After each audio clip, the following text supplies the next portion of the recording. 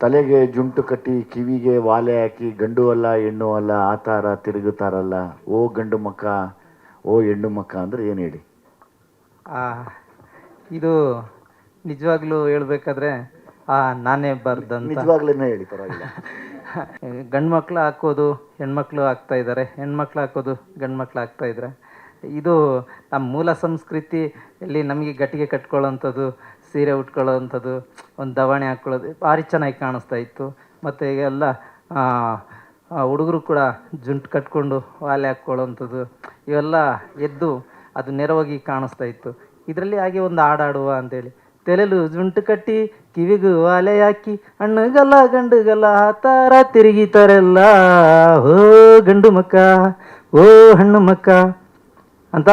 ಇದು ಜೇನು ಕುರುಬರ ಭಾಷೆಯಲ್ಲಿ ಆಡಿದಂಥ ಹಾಡು.